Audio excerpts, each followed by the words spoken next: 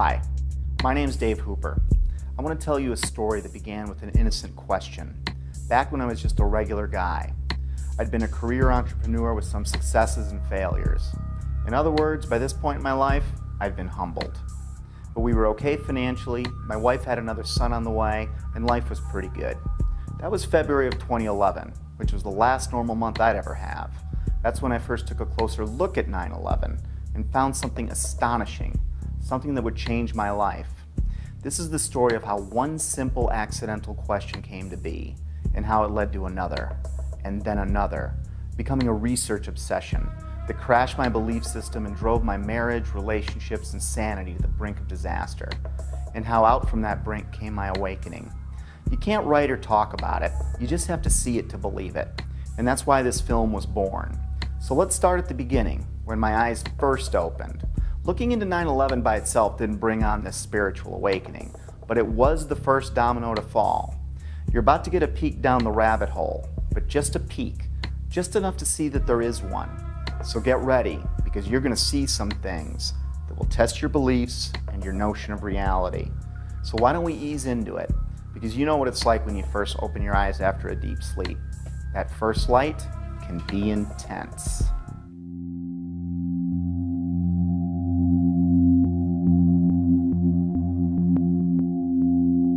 My awakening began with a simple question. It occurred as I watched a familiar clip of President Bush on the morning of 9/11. I didn't realize it then, but this question was about to change my life. Bush is sitting at Booker Elementary School in Sarasota, Florida at 9:05 a.m. when White House Chief of Staff Andrew Card whispers into the president's ear. A second plane has hit the second tower. America is under attack. That first question was, why didn't the Secret Service get him out of there immediately? They didn't know how many planes were hijacked yet or what their targets were. There were actually 8 planes that were hijacked. We had 11 reports of hijacked aircraft. There were thousands of planes still flying.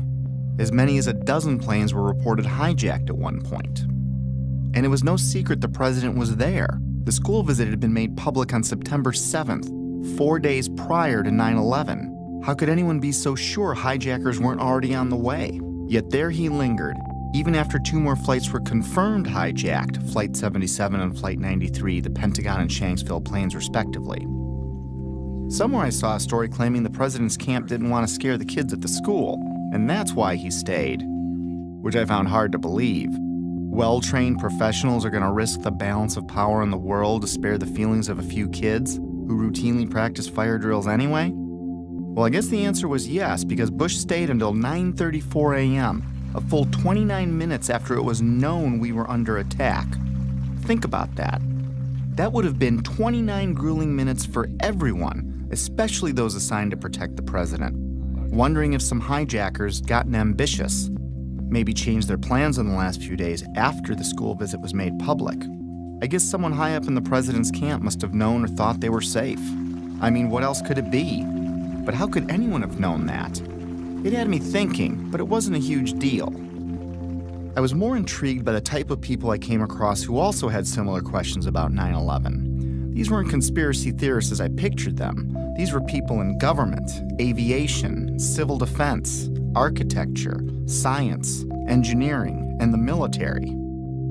I decided to look further. I still had no idea the impact this would have on my life. I started by refamiliarizing myself with the incident, or I should say set of incidents. Of course, we all remember the second tower being hit, but I hadn't put much thought into the other parts of that day. And soon after looking, I was reminded that there were several incredible events on 9/11.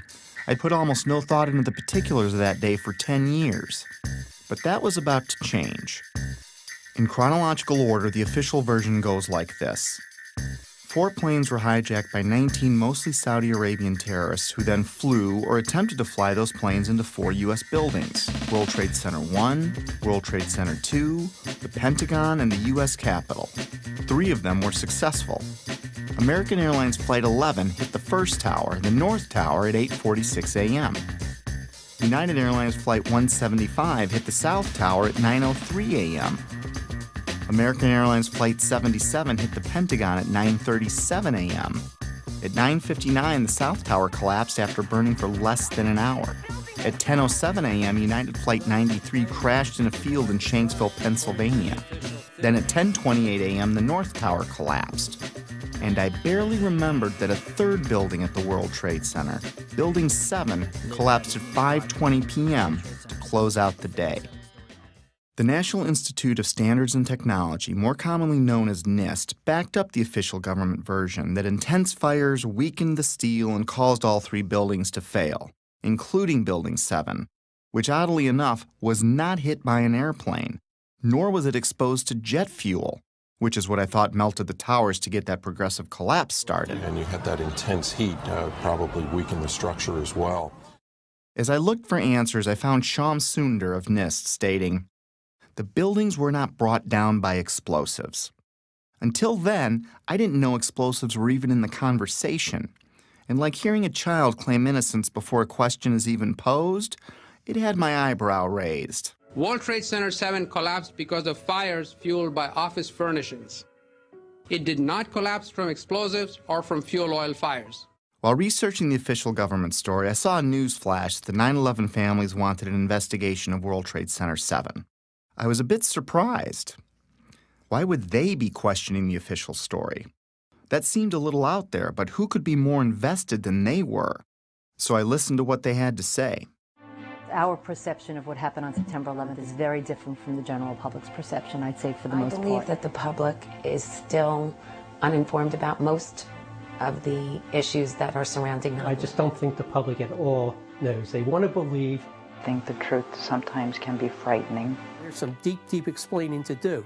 The bottom line is that it needs to be investigated. We have to demand a new investigation. I want justice here. Nobody ever stopped to have a scientific investigation. A scientific investigation. A scientific... What did these families know that I didn't? It's obvious once you look, they've been trying to say something is wrong, and we need to look at 9/11 more closely, especially Building 7. And they weren't alone. I found an endless sea of organizations, rallies, websites, books, and films about that day, but I never really heard about any of them on the evening news. The families and many others were pointing to World Trade Center Building 7, the last one to collapse.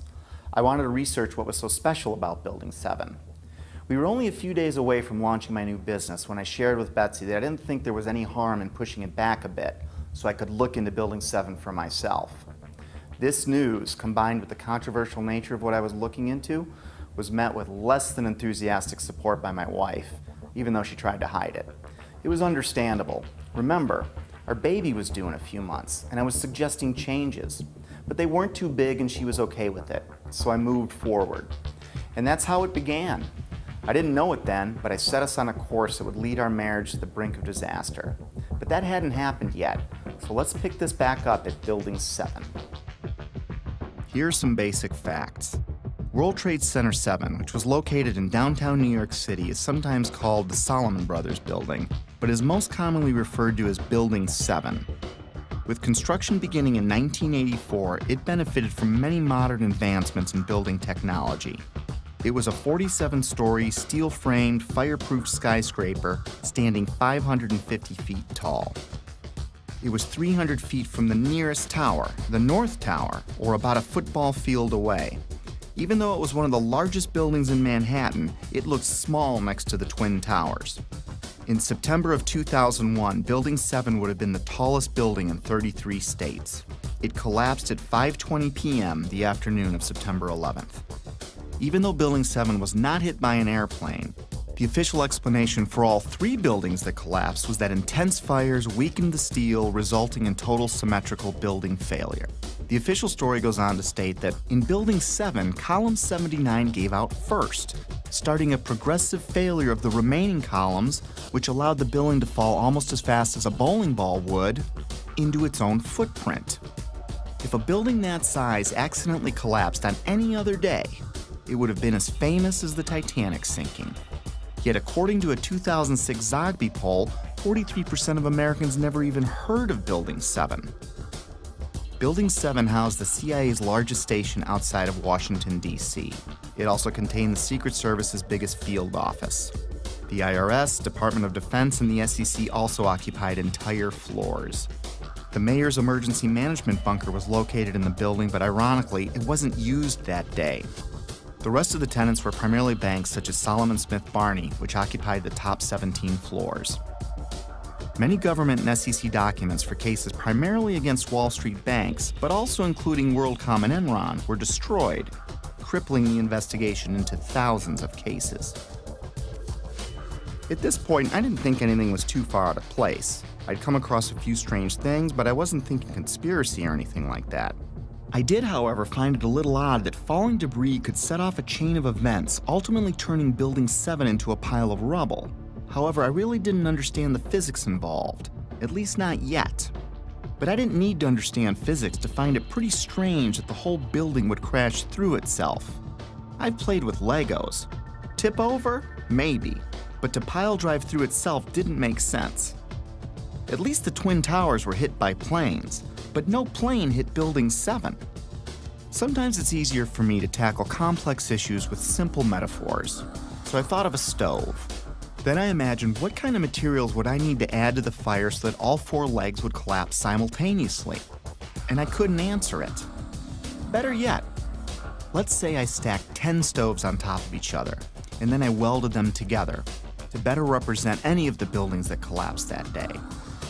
Now I go and light, let's say, the 7th stove up on the stack. What could cause the 7th stove's legs to give out simultaneously and cause every other stove below it and above it to break apart into tiny pieces, crashing to a pile of rubble in a few seconds? And how could that happen 3 times in a row?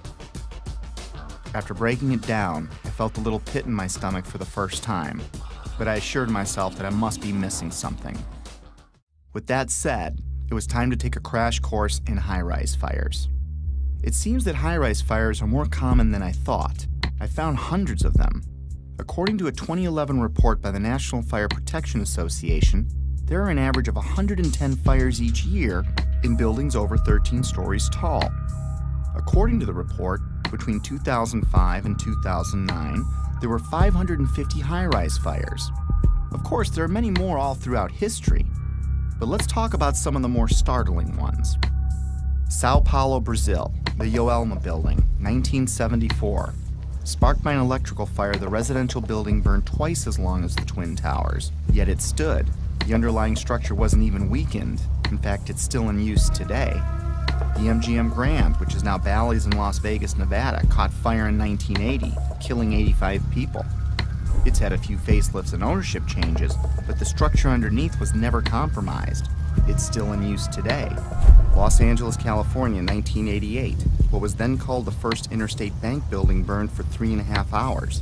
No structural failure at all. In fact, an insurance company moved in, and today it's known as the Aon Center.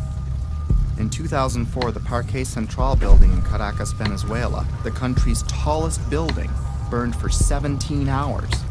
The facade was repaired, and it is in use today. Philadelphia, Pennsylvania, One Meridian Plaza, 1991, burned for 18 hours. It stood.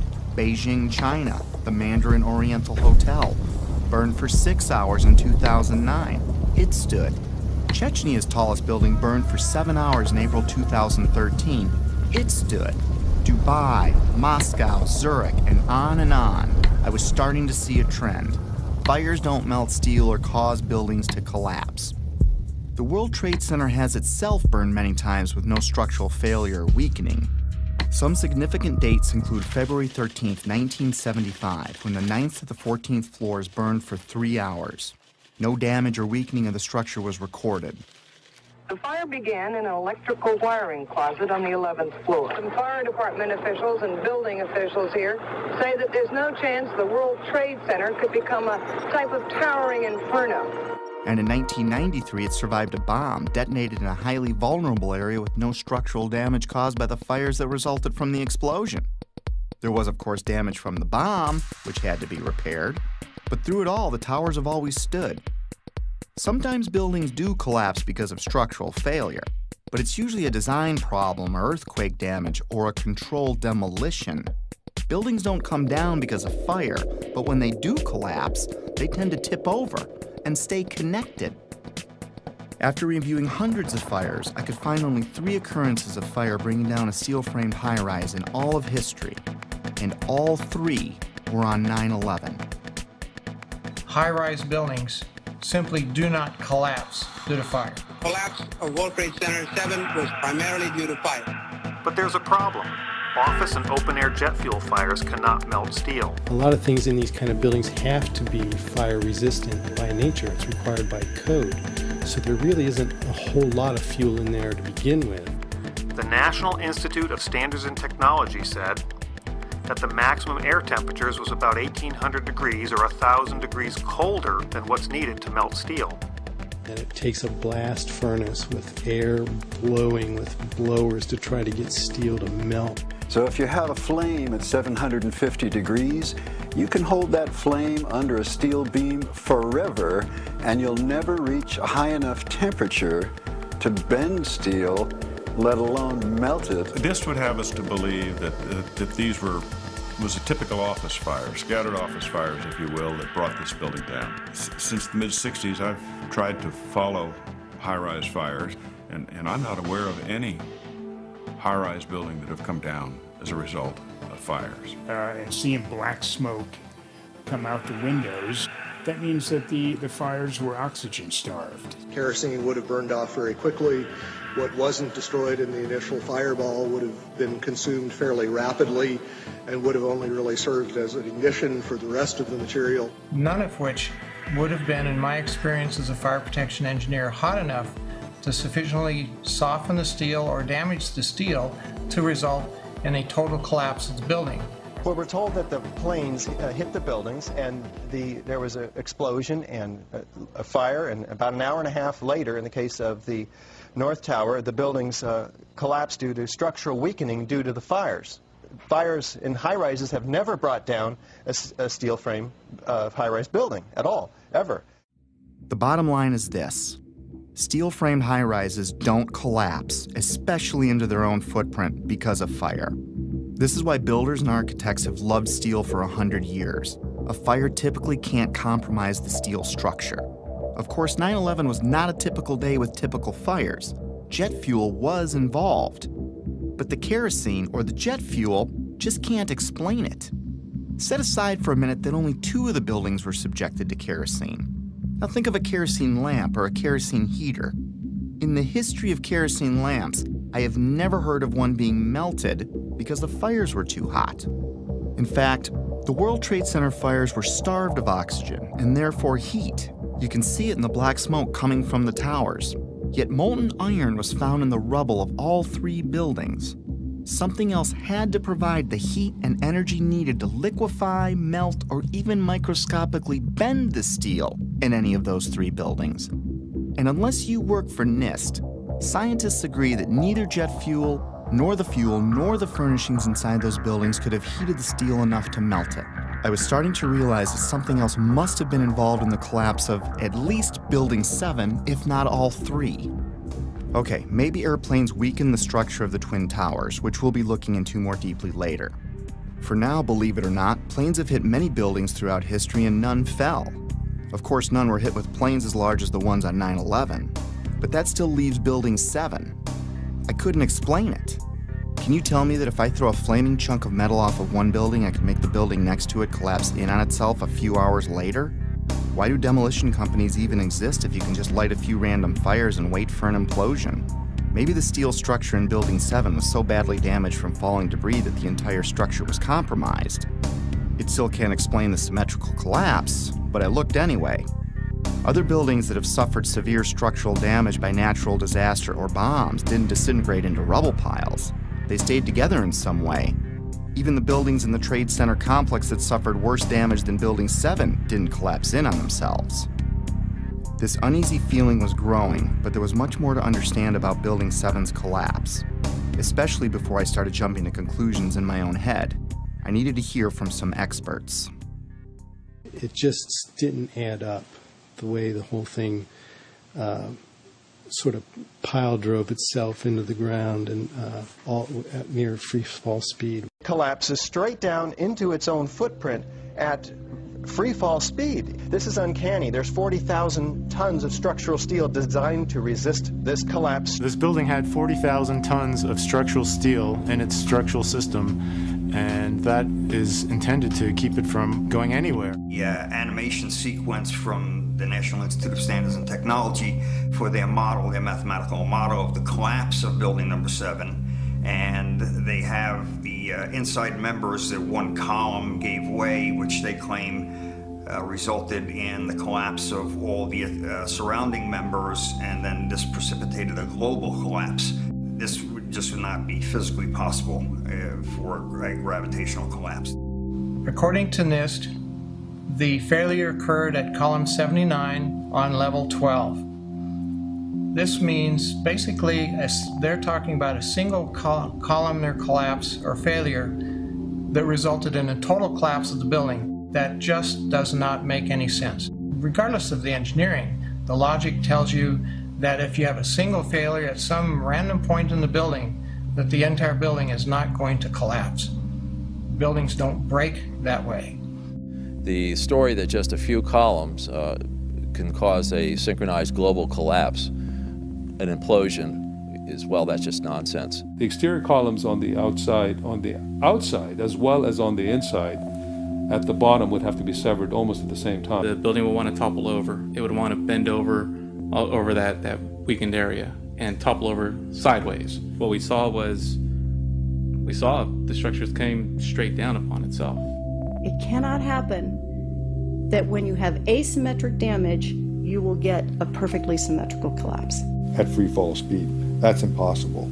That's a violation of the fundamental law of physics that says that for every action there's an equal and opposite reaction. If you took a billiard ball and dropped at the height of the Twin Towers and you just merely stopped it and started at every floor in free fall, it would take over 1.5 minutes to reach the ground. The buildings were down in 10 seconds.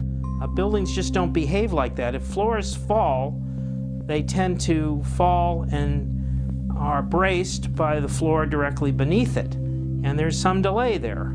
And then the next floor falls with 2 floors, and there's some more delay. The buildings actually accelerated as they came down, meaning they were not getting resistance from these massive columns in the center of the core of this building. And when it's all finished, the outside walls from the lower floors are piled one on top of the other right in the middle of the building. So it's fiction to say that a building as modern as World Trade Center 7 comes down with no resistance. Doesn't add up. The official explanation was dead wrong. Just not possible. Not possible. Just doesn't make sense. It's not how it works. It can't happen. Never before in history. It just can't happen. Well, that's just nonsense. And that cannot happen. Couldn't happen. It's fiction. There's definitely much more going on than just fire. This was a controlled event. The symmetry is the smoking gun. In short, the evidence is clear. We are witnessing not the collapse of a building, but its demolition. At the time, I was thinking, wait a minute. My heart was pounding, my adrenaline was flowing, and I had a knot in my stomach. You know, the collapse never looked right to me, but then again, I never really thought that it defied the laws of physics. My imagination started to run wild. Could the hijackers have wired the buildings? Maybe the government didn't want us to know how really lax their security was, and that's why they covered up this fact. Maybe it was pre-wired for some reason, but that made no sense. If it was a controlled demolition, it would explain how much of these buildings were reduced to ash. It would explain why the towers fell after burning for only an hour or so. It would explain why they imploded instead of tearing apart. It would explain why they all fell at close to free fall speed. It sure looked like a controlled demolition, in retrospect. I couldn't stop at this point. I needed to know more. Late nights, coffee, research. My life was changing before my very eyes. I had taken my very first step down the rabbit hole. Little did I know how much deeper it would go. By now I knew that fires didn't bring down the buildings. And even if fire could somehow melt steel, the buildings would not have fallen in on themselves. They would have tipped over or torn apart. I was starting to find credible people talking about controlled demolitions and the use of explosives and molten steel. My mind kept wandering, trying to imagine how all this tied together. But first, I still needed to understand more about what happened. And what we find down there is pools of molten iron. What does that mean? Several tons. Exactly. What is that doing there? The first responders see it. The structural engineers see it. It's documented by FEMA, the melting of steel. Normal office fires is what's supposed to have brought these buildings down, along with jet plane impacts. But jet fuel and office fires don't produce molten iron or molten steel. It doesn't begin to melt until 3,000 degrees. At one point, I think they were about 2,800 degrees. See the stuff he's pulling out? Yeah. It's red hot. 8 weeks later, we still got fires burning. The concept of molten iron is very important here. In order to get molten iron, you have to reach unbelievable heat levels. It takes much, much more energy than you could find with any combination of burning office furniture, jet fuel, or gravity. Molten iron can be an indication of the use of thermite. Thermite, thermate, and nanothermite are super hot burning substances used by the military that can cut through steel. It can supply its own oxygen so it can burn underwater. It would explain how fires burned at ground zero for 3 months even after the area was flooded. So thermite would also explain potentially the fact that the fires could not be put out at ground zero. The fires lasted for quite a while. The fires were finally put out on December 13, 2001, just over 3 months after 9/11, making it the longest burning building fire in recorded history. They burned underwater for much of that time. These fires were a big question mark. But first, it was time to take a closer look at NIST. They are the scientific agency backing the official version of events as most Americans know them. I was hoping they would curb my growing anxiety. Instead, what I learned about NIST made my heart sink. To understand NIST, you need to understand the relationship to explosives. They have vehemently denied that there were any. Not only did they not check for them, they state that none were used. Plain and simple. In fact, they have gone to unbelievable lengths to prove that explosives, or even the evidence of explosives, like pops going off, did not exist. Some people might call it incompetence. Others might call it selling your soul. NIST concedes that they found no evidence for explosives. So then we asked them, well, did you look? And they said, no, we did not look for explosives or residues of explosives. So the preconceived notion of NIST is that there's no evidence for explosives, and so there's no point in looking. That is the most unscientific thing that you can possibly think of, not to look because you don't expect to find evidence, and in fact the evidence is overwhelming. NIST computed what they claimed would be the minimum loudness of an explosion that could sever column 79 with a single blast. Then they claimed no observers detected explosions as loud as their predictions. This size blast would have produced an incredibly loud sound that was not recorded on videos of the collapse nor reported by witnesses. On the basis of this artificial threshold of interest, they swept aside all evidence of actual explosions and concluded that no explosives contributed to the destruction of the building. We did not find any evidence that explosives were used in the collapse. Is that a secondary explosion? Yes, it was. That was the Yeah, definitely secondary explosion. Secondary explosions, sometimes described as pops or booms, are mini detonations apart from the primary explosion of the plane impacts. These types of explosions are routine in a controlled demolition. They were heard in all 3 buildings long before any collapsed. Like, it sounded like gunfire, you know, bang, bang, bang, bang, bang, and then all of a sudden, 3 big explosions. That sound was not picked up by any of the videos or witnesses that we have talked to. You heard explosions, like boom. We just heard one more explosion. That's about the 4th one we've heard. CNN is now reporting that there was a 3rd explosion at the World Trade Center. Equally unempirical is the treatment by NIST and Popular Mechanics of reports of explosions before and during the collapses. Both documents pretend that there were no explosions. Secondary explosion. We've got numerous people covered with dust from the secondary explosion. Okay, you get the point. Why was NIST denying these explosions? Why are they a big deal? Well, those explosions are a strong sign of a controlled demolition, but they're not proof positive of one. If it was a controlled demolition, there would be other signs like misfired explosives and particles in the dust. So their preferred method of dealing with this problem was to ignore or even deny the reports.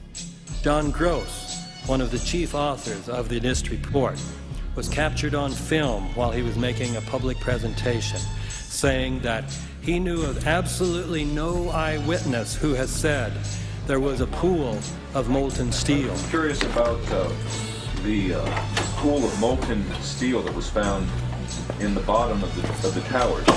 First of all, let's go back to your basic premise that there was a pool of molten steel. I know of absolutely nobody, no eyewitness who said so. Get down below and you see molten steel running down the channel rails. Like you're in a foundry. Like lava. From a volcano. The fires got very intense down there and it actually melted beams where it was molten steel that was being dug out. Underground, it was still so hot that molten metal dripped down the sides of the wall from Building 6. The premise that there was a pool of molten steel. I know of absolutely nobody, no eyewitness who said so, nobody who's produced it. I was on the site, I was on the steel yards, so I don't know that that's so. Then I was at the site 2 weeks after it happened with Governor Pataki, right? And they had to cease digging that day. You know why? They were finding pockets of molten liquid metal. In an office fire, you cannot generate enough heat to melt steel. And yet we have evidence of molten iron in the microspheres, in the rubble pile, and the metal pouring out of the side of the tower. About 7 minutes before its final destruction, almost an hour after the plane hit, molten metal was seen coming out of the northeast corner near the 80th floor. What was going on here? These guys at NIST are the official version. Office and jet fuel fires can reach about 1,600 degrees under ideal conditions, but NIST said that the fires burned at 1,800 degrees, which they claim was just enough to weaken and bend the steel, which led to complete failure of each building's infrastructure. But that still leaves us more than 1,000 degrees short of molten metal, which was found all over Ground Zero. They denied that molten metal existed, and they denied that witnesses heard secondary explosions going off. Even the NIST computer animation of Building 7's collapse is inaccurate, showing the outer structural walls crumpling in instead of coming straight down. The NIST report, on which popular mechanics and much of the press has relied, is not a scientific report. It is a political document. We need to have an investigation of NIST themselves. I believe that the reports that came out are not true. So the fact that NIST says that is absolutely, in my opinion, it's criminal. NIST wasn't looking for the truth. They were trying to hide it. But why?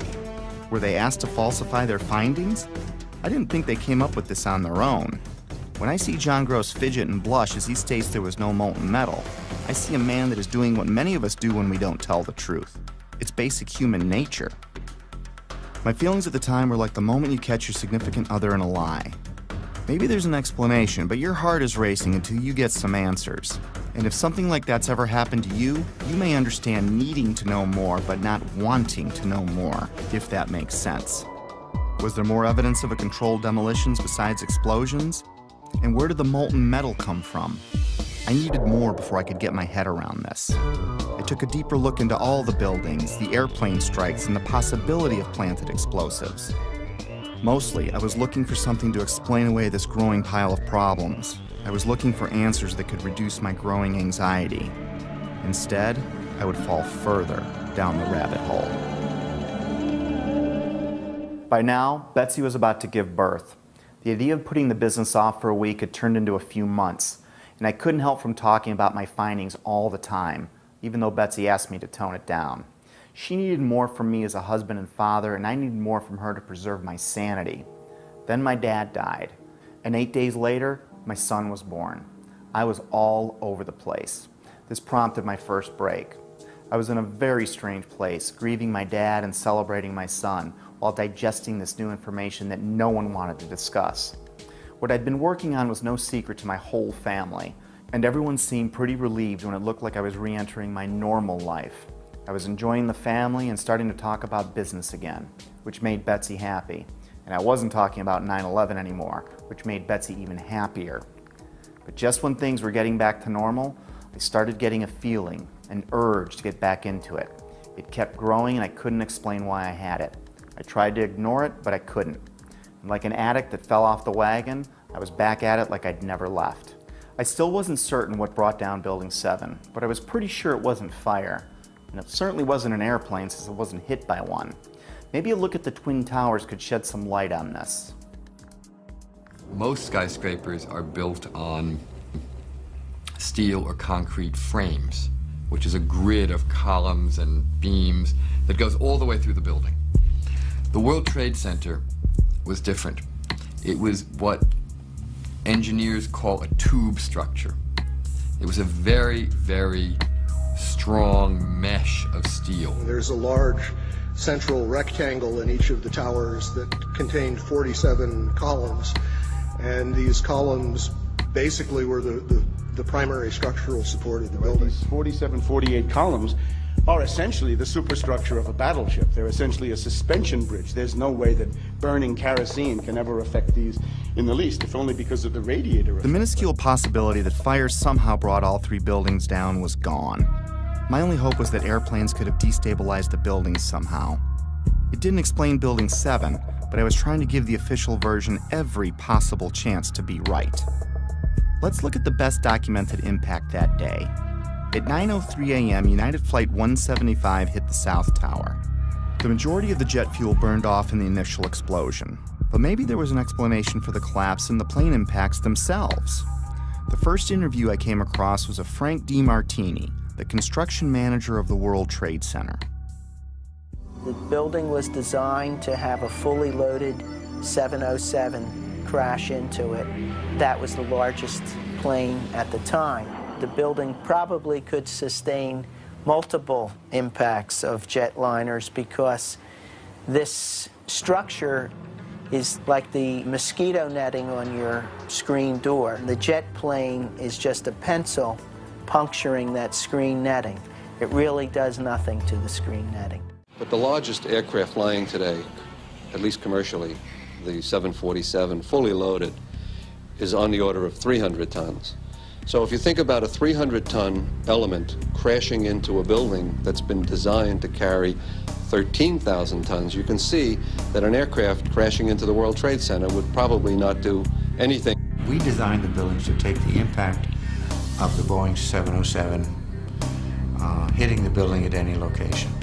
But the plane had already hit. And what I noticed was the lights were still on in the lobby.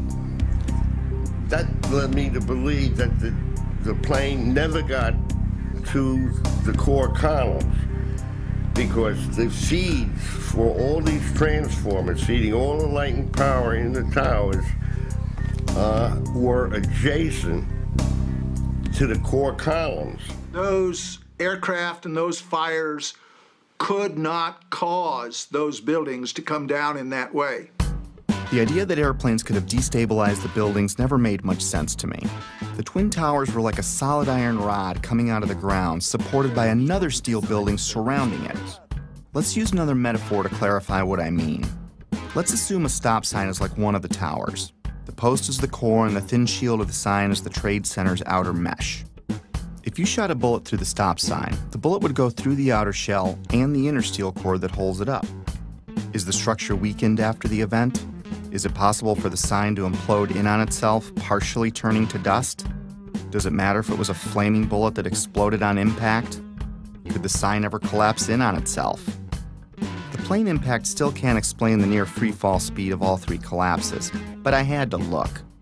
So if it wasn't fire and it wasn't airplanes, then it wasn't natural. Maybe I needed to look for things that can make something like this happen. And holding off on the who and the why, for now, one step at a time. And it's my expert opinion, as a demolition expert, I was trained by the best the U.S. government has. I served 3 years on Underwater Demolition Team 12. 2 years I was attached to SEAL Team 1. And when I look at the buildings and how they fall, and the way they fell, they couldn't have come down without being assisted in some manner. The only way that a building can accelerate as it collapses is by having pre-engineered, precisely timed, and precisely placed explosives. In other words, controlled demolition. The collapse of the building was caused by controlled demolition. In fact, the evidence shows very strongly that there were explosives used in the way the buildings came down. We started running, floor by floor, instead of popping out. It was if they had detonated. Detonated. They were planned to take down a building. Boom, boom, boom, boom, boom, boom, boom. All the way down. Explosives are used to demolish buildings like this in just seconds. Okay, so it's a controlled demolition. What's the problem with that? Let's just think about this. Controlled demolitions cannot be engineered and rigged in a day. It takes months. And therefore, this event must have been planned in advance. Controlled demolition is used to bring unwanted buildings neatly down into their own footprint. It's part science and part art. Through the placement and synchronization of many different types of explosives, demolition companies can control how and when any building falls. Some are brought down or pulled in a plain Jane fashion, and others as a pyrotechnic show for an active audience. There are many more, but let's look at 8 typical signs of controlled demolition. We've already covered a few of them. We know the buildings fell at near free fall speed and the collapses were symmetrical. Anyone can see that with the naked eye. We already established people heard explosions, but it was confusing to me. And of course you're going to hear loud noises as a building collapses. This needed further investigation. By now I was only going to trust my own eyes when it came to researching 9/11. I think it's too important an event to let someone else tell you what to believe about it. But I'm getting ahead of myself. There are 118 documented testimonies of explosions heard from firemen and other first responders alone, which took a court order to be released, and that doesn't include the maintenance employees or regular tower workers. After analyzing locations and timestamps, I broke explosions into 3 categories. Impact synchronized booms were explosions seemingly timed with the plane strikes in the seconds before and after the collisions. Pre-collapse pops were explosions heard all over the buildings from the time of the first plane impact until Building 7 fell. The final booms and crackle are the main body of explosives, which are detonated over the span of a few seconds, leading up to and through the collapse. It seems that explosives went off in different parts of the Trade Center when each plane hit. William Rodriguez, a 20-year maintenance employee of the Trade Center who was decorated for saving many people that day, was in the building when the first plane hit. Let's hear what he and a few others had to say about a subterranean explosion coinciding with the first plane hit. It was a huge explosion that came from under my feet, meaning that it came from the sub-levels between B2 and B3. And then there was a huge explosion at the top of the building. You could hear the difference from the bottom and all the way through the top. They were having coffee in the World Trade Center when the first plane struck. And all of a sudden it sounded like, I don't know where the subway is, but it sounded like a subway collision, a bomb. Just got out of the tunnel and it blew. The subway tunnel? Yeah. Yes, I was right there. I was down in the basement, came down, all of a sudden the elevator blew up, smoke. I dragged the guy out, his skin was hanging off, and I dragged him out and I helped him out to the ambulance. What that man is describing sounds like an explosion, not jet fuel dripping down elevator shafts, as stated in the official version. Why did so many people hear an explosion below ground? A collision above might crack or break some windows, but I didn't understand how that could tear up the lobby, especially when you consider the base of the building would have felt the least amount of vibration as the shockwave was absorbed by the 95 floors above it. Remember, these images are from before the second plane strike, meaning these images were recorded between 8:46 and 9:03 a.m. The only thing that had happened so far is a plane impact around the 95th floor of this building.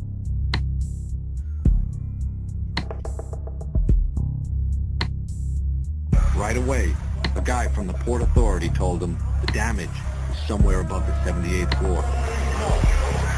But all you had to do was look around. It was obvious. Something had happened right there in the lobby. FDNY fireman John Schrader, whose engine company 10 is across the street from the Trade Center complex, arrived at the first tower hit, the North Tower, within 10 minutes of the impact.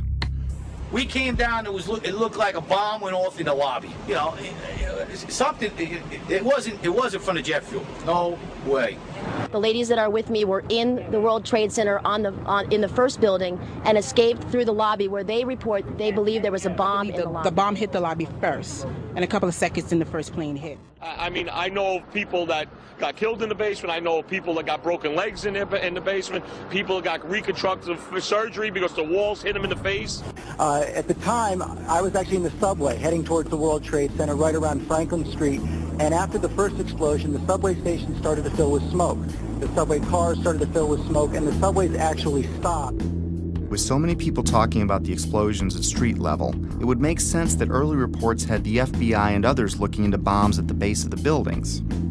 Apparently what appears to happen was that at the same time two planes hit the building, that the FBI most likely thinks that there was a car or truck packed with explosives underneath the buildings, which also exploded at the same time and brought both of them down. Reason to believe that one of the explosions at the World Trade Center may have been caused by a van that was parked in the building that may have had some type of explosive device in it. I spoke to the chief of safety for the New York City Fire Department. He received word of the possibility of a secondary device, that is another bomb going off. There was another explosion which took place.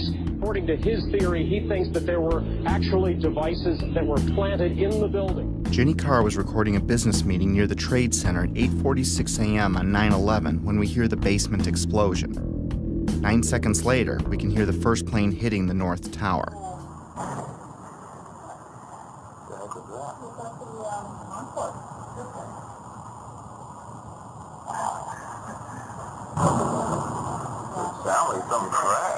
I think a bomb went off in the lobby first, then a plane hit the building, but then another plane hit the other building. Let's discuss these pre-collapse pops.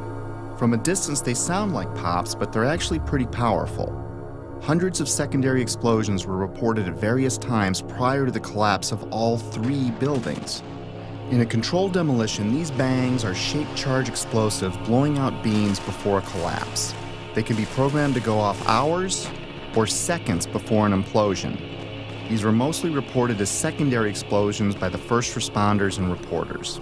We've heard reports of secondary explosions after the aircraft impact. Then somebody said that they saw an airliner go into one of those towers. Then, I don't know, an hour later than that, we had that big explosion from much, much lower. I don't know what on earth caused that. Here, hold on. You want to call your mother or something? You gotta get back. You gotta get back. All right. The final booms and crackle are like the grand finale of a fireworks show. In a controlled demolition, the vast majority of the explosives are set to go off in an ordered fashion over the span of a few seconds as the building collapses. Depending on distance, this can sound like a rumble, booms, or crackling.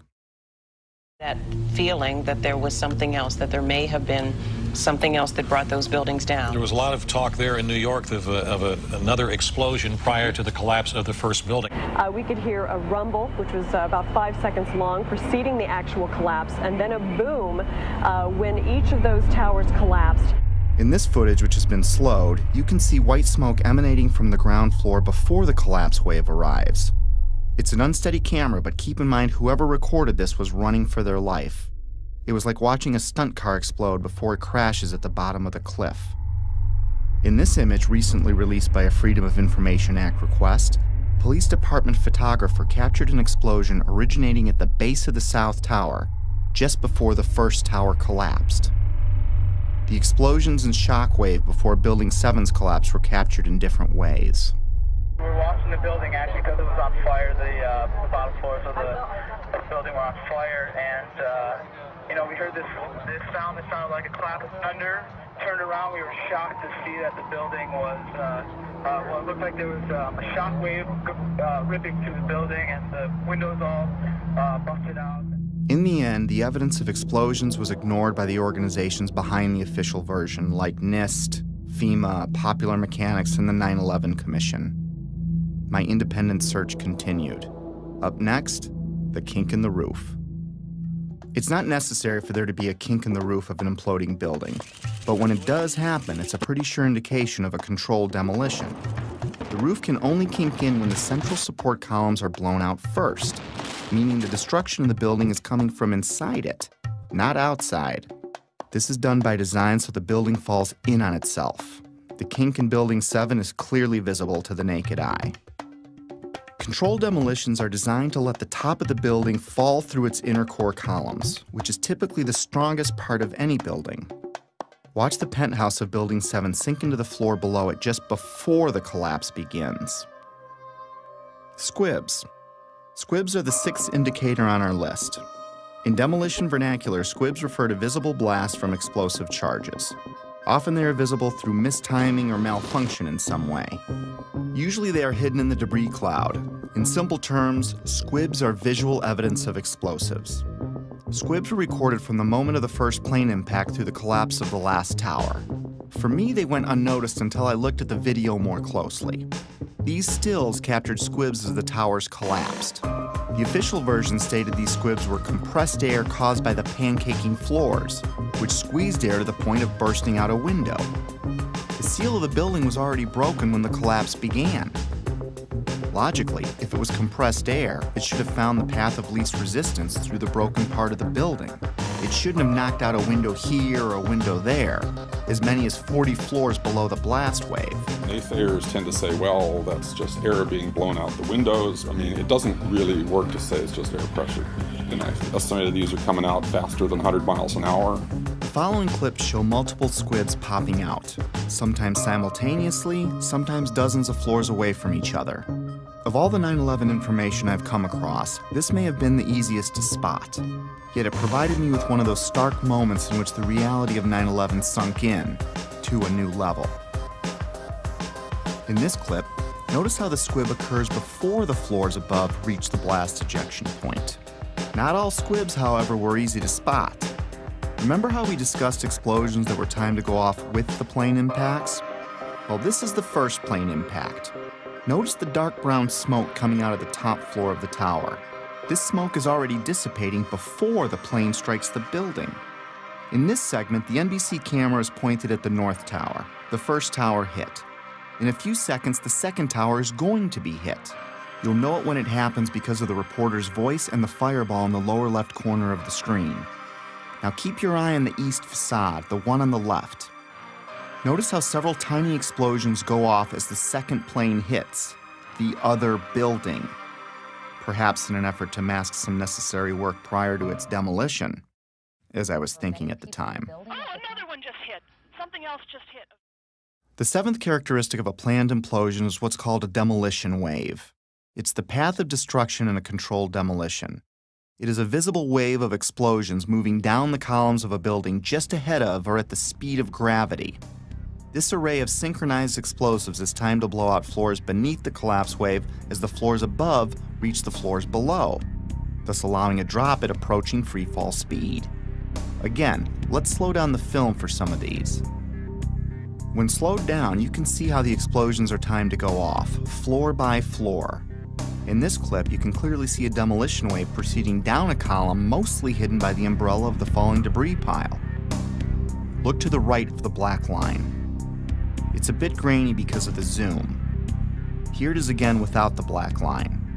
You can see synced explosives cutting a path down the building. The demolition wave can be hard to see with an untrained eye because it happens so fast. I've tried to highlight a few more examples in the following clips.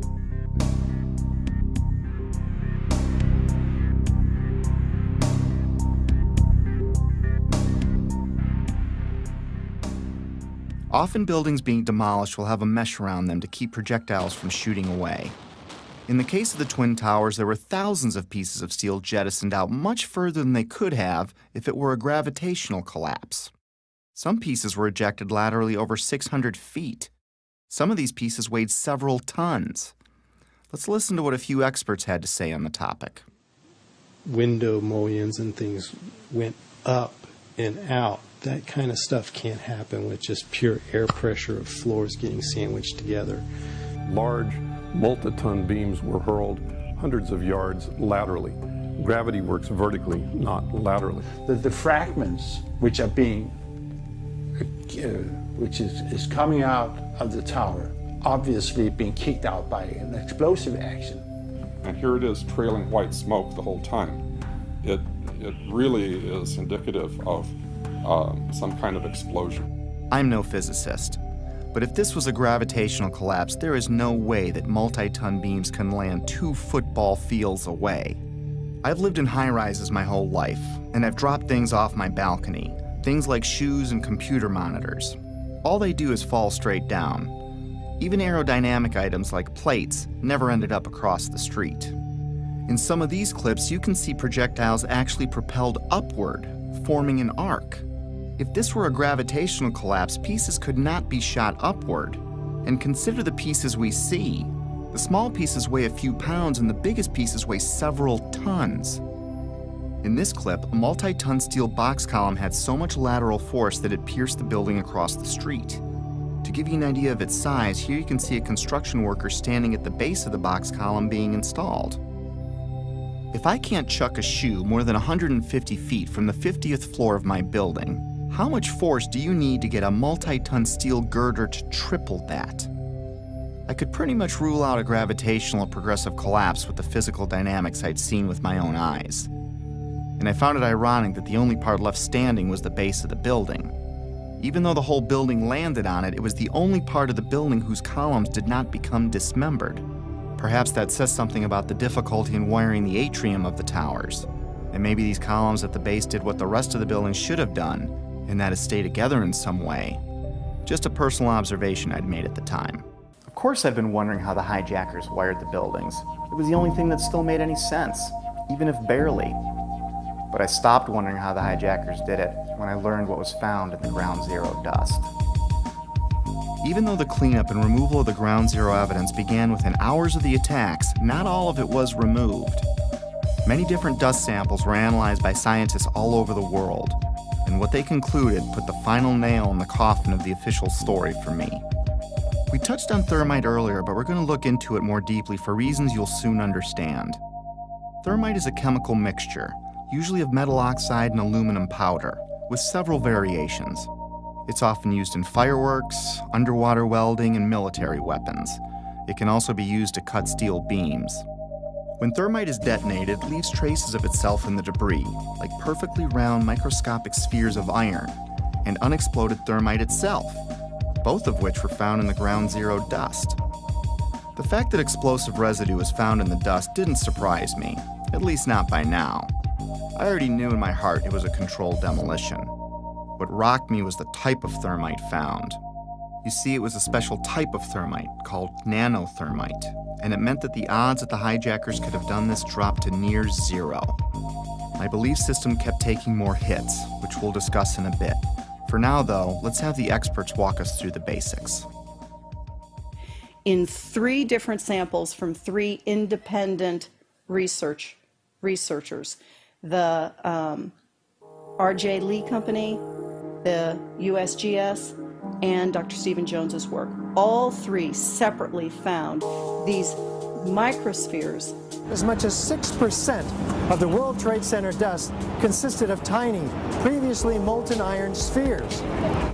You cannot get a perfectly round sphere of metal from the building tearing apart. The only way you can get that is by starting with a molten liquid.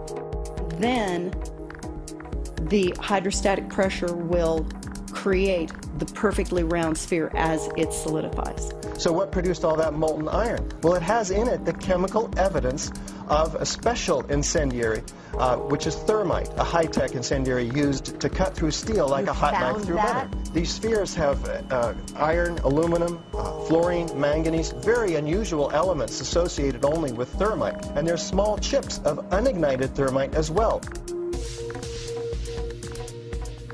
In the dust, we found what we characterize as unreacted thermitic material in the shape of some very tiny red-gray chips.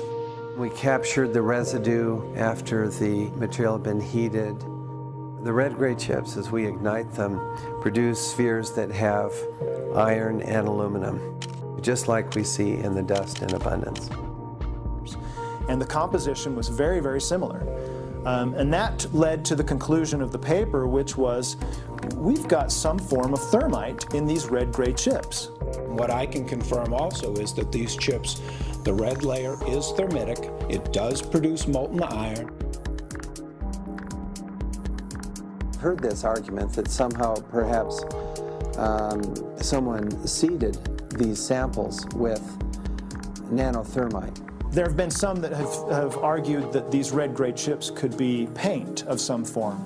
I've also heard the argument that perhaps the falling buildings just generated this nanothermite. Well, no. So it wasn't, the red-gray chips are not the primer paint that was used on the WTC steel. These chips are not naturally occurring. They are not going to form because some materials fall down in a building and touch each other and get compressed together. That's just not what this material is.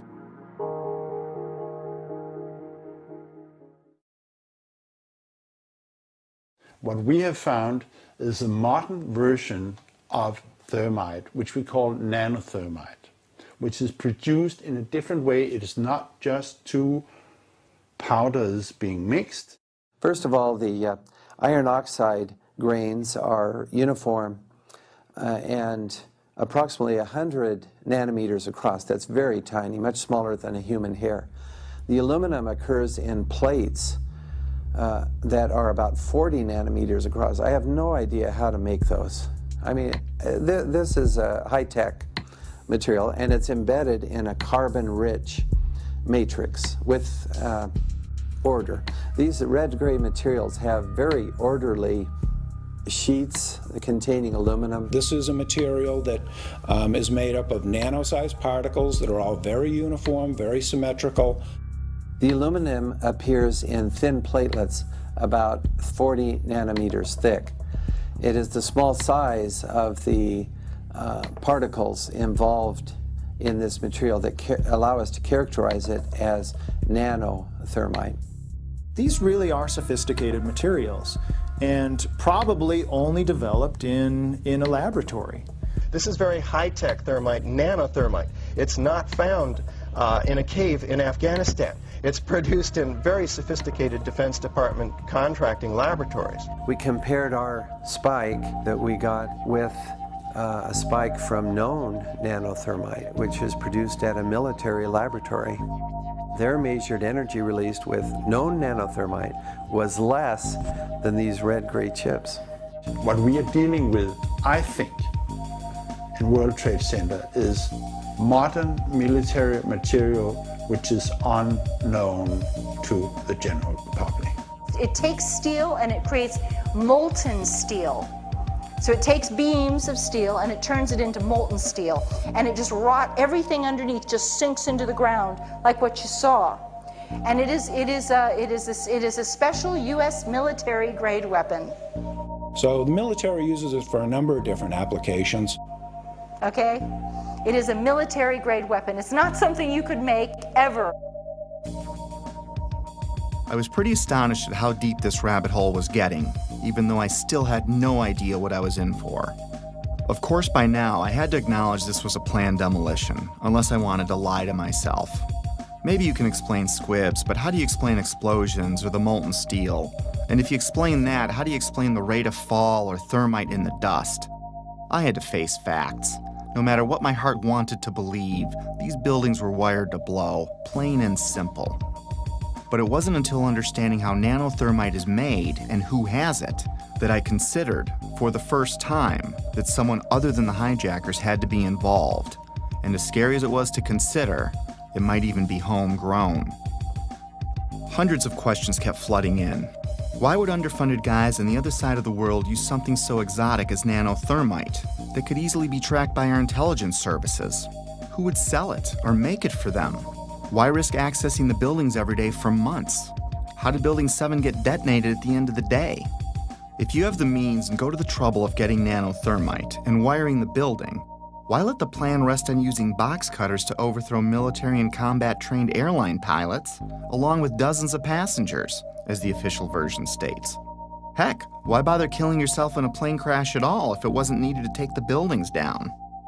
I had no idea what I was staring at least not yet. but a few puzzle pieces had been filled in. I knew that the buildings were brought down by controlled demolition, military thermite was used, NIST was being used to sell a lie, and someone wanted us to think that planes had caused this. I kept replaying the event in my head over and over, assimilating each new piece of information as I discovered it. And like a retreating army, my line in the sand about what could have really happened kept moving further and further back and getting closer to home. But I was on a mission and I was obsessed to find out the truth. Researching late every night was disrupting my home life again, and my wife still didn't see eye to eye with me about 9/11. Back then, she still believed the official version, but she hadn't seen what I had. For a time, she even thought I was losing it. For a time, I wondered it myself, because I was coming across things I had a hard time believing. My former dismissive, conventional thinking self was fading away as my eyes continued to open, causing changes in my belief system and further destabilizing our home. It was harder than ever to drop the subject. Rifts were developing in other relationships too. I was angry at everything and everyone, from God to the government to anyone that didn't want to hear or believe what I had to say. I became a bit reclusive as I dug deeper. If the building was wired, lots of people had to get past security every day for a while. Remember when I said I lived in high-rises my whole life? Well, I worked in them too. And there is no way you can access buildings like those without the building security knowing. Lots of equipment had to be brought in. Authorization forms would need to be filled out. There would be drilling and pounding and dust in the ventilation ducts. Whoever was coming in would need a plausible reason to be there. They would need access to the elevator shafts. They would be taking incredible risks each day, unless they had permission to access the guts of the building. Anybody who's ever watched a building being demolished on purpose knows that if you're going to do this, you have to get at the under infrastructure of a building and bring it down. The columns could have been set up with explosive devices during the off-hour operations of the building by elevator company personnel. It wouldn't be a problem once you gained access to the elevator shafts. How about an elevator modernization, which we know was going on the 9 months prior to 9/11? There are people who noted that the elevators were locked in turn and that there were guards placed at these locked elevators during the modernization. And in the case of a steel frame building, that means we load them with RDX cutting charges, which are loaded with individual delays, sometimes as many as 2 to 3 different delays on a given floor. I was sick to death of the dust which was appearing on the windowsills. It was dirty grey and very, very noticeable in that week leading up to 9/11. There were workers throughout the World Trade Center and it had access to the hoistway, which is immediately adjacent to the core columns and beams in the building. The fact that there were visitors, like engineers of some kind, wandering around the floors, carrying toolboxes and cables and so on. We're talking about several tons of nanothermite and ordinary thermite. One would have to have access through security. Video cameras caught trucks arriving at the World Trade Center from about August 23rd until every night until about September 2nd, September 3rd. And the trucks were arriving at about 3 o'clock in the morning when everybody else had left the building, including the janitorial trucks. Something was brought into that building that would help with the detonation. There may have been work done on the detonation before. It may have been going on for months, but whatever they needed at the very end, they came and brought in that 10-day period. The 9/11 Commission also does not tell you that Marvin Bush, the president's brother, and their cousin, Wirt Walker, were the principals of the company that was in charge of security for the World Trade Center. They don't, man, yeah. The jaw-dropping coincidences kept piling up. I learned that Stratesec was a security company which used to be called Securicom, and they didn't just handle security for the World Trade Center complex. They had contracts with Dulles International Airport, from where Flight 93 departed, and United Airlines, accounting for most of the security breakdowns on 9/11. And another thing, Stratesec also handles security for Los Alamos National Labs, one of the only places on the planet that can produce the nanothermite found in the ground zero dust. The odds are pretty astonishing that one company can link so many vital elements of 9/11. But more astonishing is there's no mention of Stratesec or Securicom in the entire 567-page 9/11 Commission report. Of course, that was no surprise by now. Did I forget to mention that that same 9/11 Commission did not mention the collapse of Building 7 in the entire report either? Why is there not a word about the collapse of that building in the 9/11 Commission report? We didn't see any evidence of the kind of thing you're talking about. I didn't think this was something done by terrorists anymore, nor did I think this was done by any one man, even if a president. How does he get nanothermite? How does he get NORAD, the FAA, and our air defenses to look the other way? Or get access to the interior of all 3 towers? Or get 19 guys to kill themselves? Or get NIST and the 9/11 Commission to tank their investigations? Or keep the media quiet? Or keep a rival administration from exposing it? No. This seemed much bigger than even a president, and impossible for a man on the run.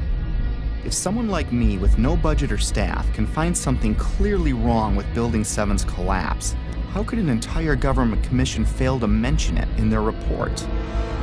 Something big and strange was coming into view, seemingly coordinated and almost invisible, like 1,000 more puzzle pieces dumped out before me.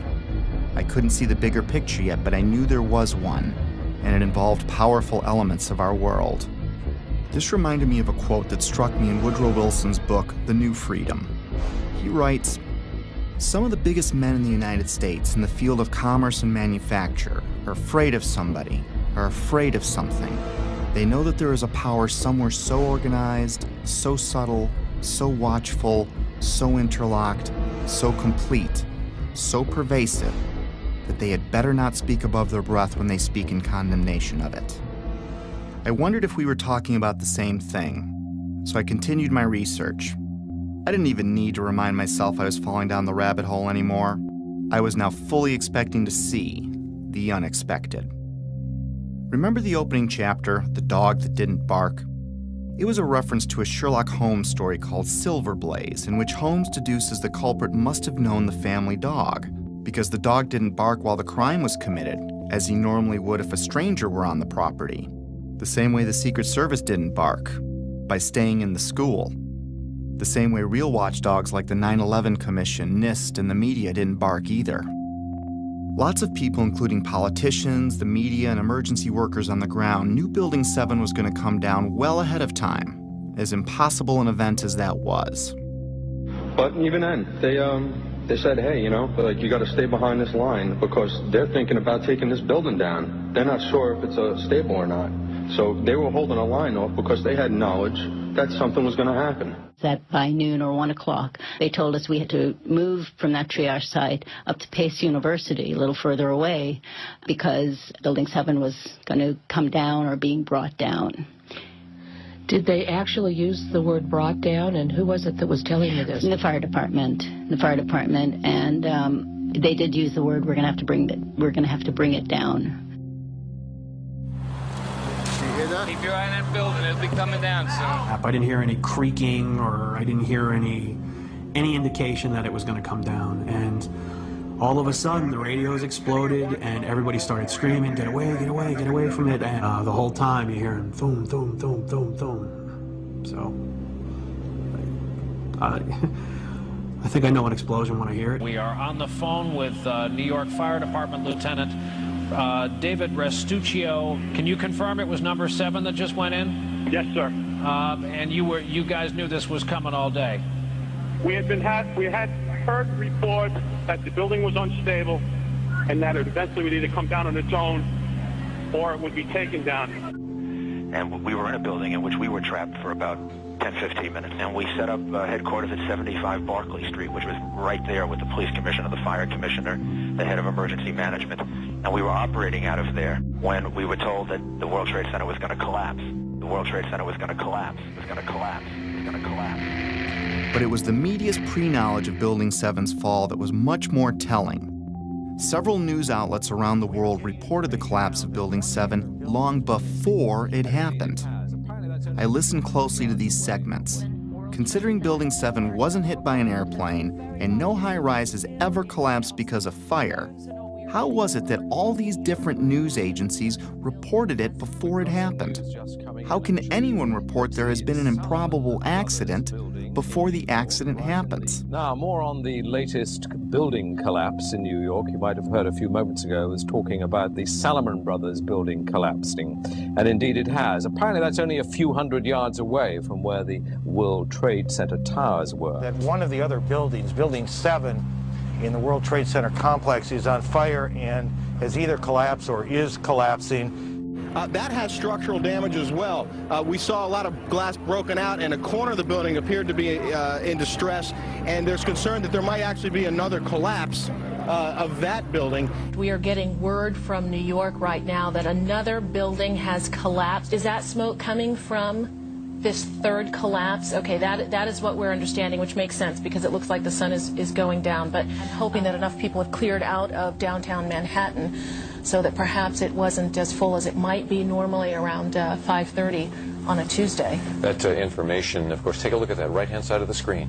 It's going down right now. There it is. Yep. It went down. Brown building, the tall one, is number 7 World Trade Center. Heard several reports from several different officers now that that is the building that is going to go down next.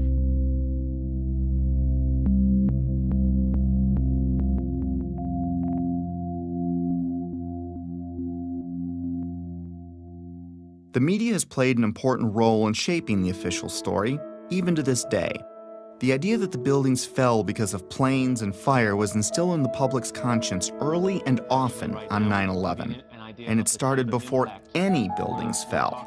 And that perhaps they're buckling under the force of the collision or the hole that's resulted from these two planes. My sense is that just one, the velocity of the plane and the fact that you have a plane filled with fuel hitting that building that burned.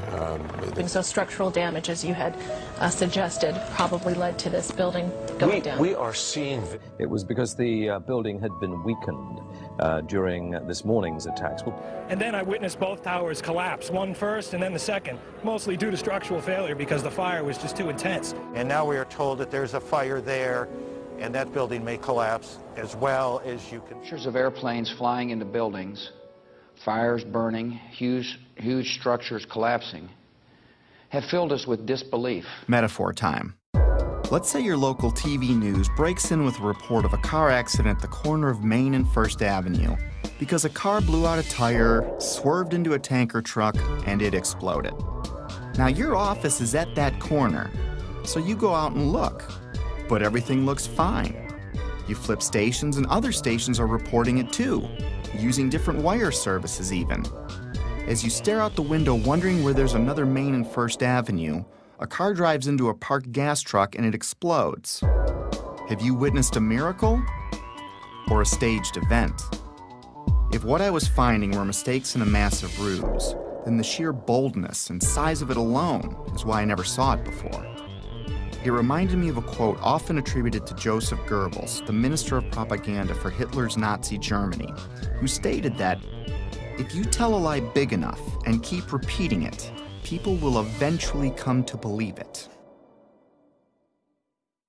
I found a pattern of bullying, intimidation, and belittling of anyone asking valid questions, which did nothing to soften my growing anger, even though I had no idea to where or to whom it was directed. We're not buying it. Okay, you don't have to buy anything. You're American. You want to be a nut, you can be a nut. Anybody who thinks that 9/11 was carried out by the government isn't a truther. They're idiots. I'm merely saying it is wrong, blasphemous, and sinful for you to suggest, imply, or help other people come to the conclusion that the U.S. government killed 3,000 of its own citizens, because it didn't. How big a lunatic do you have to be to watch two giant airliners packed with jet fuel slam into buildings on live TV, igniting a massive inferno that burned for 2 hours, and then think, well, if you believe that was the cause? These people are idiots. They're mentally ill. They should be treated with respect. It's an insult to people who are victims of 9/11 and their families. You know what? It wasn't an inside job. We can see the planes. The planes hit the building. It wasn't a controlled demolition, and the buildings came down. And it just is beyond bizarre. Yeah, and you are a nutcase, Building 7. 9/11 was an inside job. Oh, get a life. Get a life. 9/11 was an inside job. You're like the guys who think that the space aliens kidnapped Elvis or something like that. That's where you are. I didn't think it was an accident that every question is uniformly dismissed. I couldn't find a familiar journalist that seriously entertained these obvious questions that anyone would have. Could I really be onto something that the media couldn't see? Or were they trying to keep me from seeing something they did? Most reasonable people would question the official story after seeing what we've seen. So I switched my focus to independent news sources, outside the mainstream. No, they're not well-funded, slick or glitzy. Most are just regular people or sincere journalists trying to expose the truth about something in their corner of the world. One such man was Bill Cooper. I found him early in my 9/11 research. At the time, I couldn't explain how he predicted what you're about to hear. Bill Cooper spent his life in the intelligence community. He rose to the Office of Naval Security and Intelligence, serving on the intelligence briefing team for the Commander-in-Chief of the Pacific Fleet. He held several top security clearances. After the military, he developed and operated the largest civilian intelligence agency in the world. The world's largest and most successful civilian intelligence gathering operation in the world, which makes me privy to an awful lot of information that none of you will ever see. In other words, he was very credible. The following clip is from his radio program, The Hour of the Time, which aired on the night of June 28, 2001, 76 days before 9/11 happened.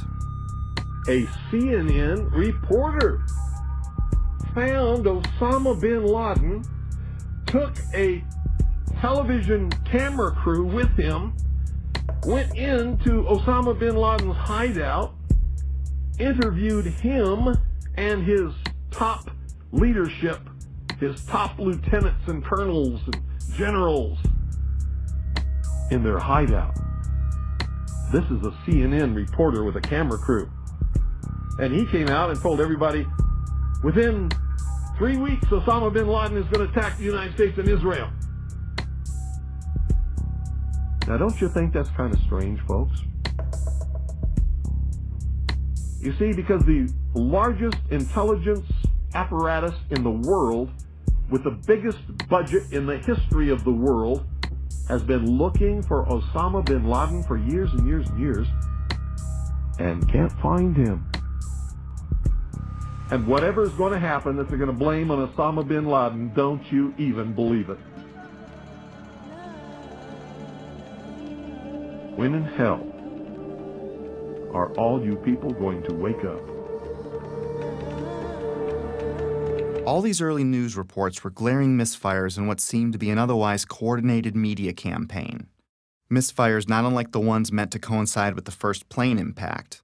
Little mistakes that my untrained eye never picked up before, but that I was now finding all over, spawning even more questions, and fueling the early stages of what would become my spiritual awakening. As I continued finding evidence leading me away from the official version, it was not surprising the main body of evidence was being removed within hours of the attacks, cleaning up a crime scene with no real investigation. Because what they did immediately after 9/11 was they started removing the steel, the debris from Tower 7 and all the towers immediately. 400 truckloads per day of material were taken away from the World Trade Center site and sent to China for recycling. There were laws violated in the destruction of that evidence. I was starting to believe that things like the immediate cleanup were probably no accident. And to discover what was really happening, I'd need to find the ones behind the cleanup and the coordinated media and NIST and FEMA, the Federal Emergency Management Agency, which in another huge coincidence arrived at New York for a training exercise on Monday, September 10th, the night before 9/11, which is convenient as they oversaw the cleanup of Ground Zero. To be honest with you, we arrived on late Monday night and went into action on Tuesday morning. And not until today did we get a full opportunity to work. Over time, it got easier to find puzzle pieces, like the following testimony by Norman Mineta, the Secretary of Transportation in 2001, who was with Vice President Dick Cheney on the morning of 9/11. And like so much other important information, this interview would also be left out of the 9/11 Commission report. During the time that the airplane coming in to the Pentagon, there was a young man who would come in and say to the vice president, the plane is 50 miles out, the plane is 30 miles out. And when it got down to the plane is 10 miles out, the young man also said to the vice president, do the orders still stand? And the vice president turned and whipped his neck around and said, of course the orders still stand. Have you heard anything to the contrary? Well, at the time I didn't know what all that meant. And the flight you're referring to is the flight that came into the Pentagon. Oh, God. The Mineta testimony launched my investigation into the Pentagon, Shanksville, the hijackers, and many other aspects of 9/11. And if I thought I was a long way down the rabbit hole already, was I way wrong. My belief system would ultimately be shattered, but rebuilt to accommodate my evolving worldview. Back then, however, I was only a few months into my investigation, and I was going through a full scope of emotions, and frankly, having a difficult time handling all of them. Denial, curiosity, fear, disbelief, paranoia, anger, and heartbreak, and I would go through many more. I was still unable to reconcile all the data in front of me. I couldn't see the bigger picture at the time. But like the wind, it can't be seen, yet we know it's there because it leaves evidence of its existence. Very much like the trail of breadcrumbs I'd been researching over the last few months. But it's not something I could understand in one sitting. It took time. Coping with the flood of emotions took a while. I didn't have anyone guiding me or anyone to talk to about it. I felt like I had no foundation, like the ground was crumbling beneath me. The truth is hidden by several mechanisms, especially the limits of our own preconceived beliefs. I'd been so ignorant and dismissive, but now I wondered what else I'd been fooled about. Over the years, I came to see that we're in a battle of information, a battle of beliefs, or a spiritual battle, if you will. I also came to believe that 9/11 is only one battle in a much larger war, a war I couldn't see yet, but one that I was well on the way to discovering. This is a lot to take in, and we all wake up at our own speed, if at all, which is why I stopped after only looking at the Trade Center portion of the attacks. There is so much more to this, but it's easier to process in smaller chunks. Betsy and I woke up at different speeds. My eyes started opening pretty quickly, but it took Betsy a few years, even though we talked about it all the time. It wasn't until she watched early versions of this movie that she began to believe me. I clearly remember the day in June of 2013 when she came voluntarily and shared her own thoughts about her own 9/11 research, something she'd never done before. And I knew by talking to her that her eyes were finally opening too. It probably saved our marriage. Getting past that stumbling block opened the door for us to reconnect. If there's a pit in your stomach, don't be overwhelmed or scared. Whatever's behind all of this has been there for a long time, and I'm sure you've lived, loved, and laughed in that time. And you still will. The shock will wear off, and what will be left is a much better understanding of how the world works, which makes the bad guys' jobs harder. Over time, the discomfort and confusion subsided, and I went back to my life, with clarity and new hope for what's ahead. Today I'm able to laugh and be happy and look forward to the future like everyone else. I have all that, and I'm more aware of important things happening around me. So if you want to forget everything you've seen, go back to your regular life. Soon you'll forget about all of this. Our defense mechanisms work that way. But if you decide to jump down the rabbit hole, my advice is to seek your own answers, do your own research, and don't let anyone tell you what to believe about anything. Because until you see it for yourself, it'll be hard to ever understand why it's so important to know it exists.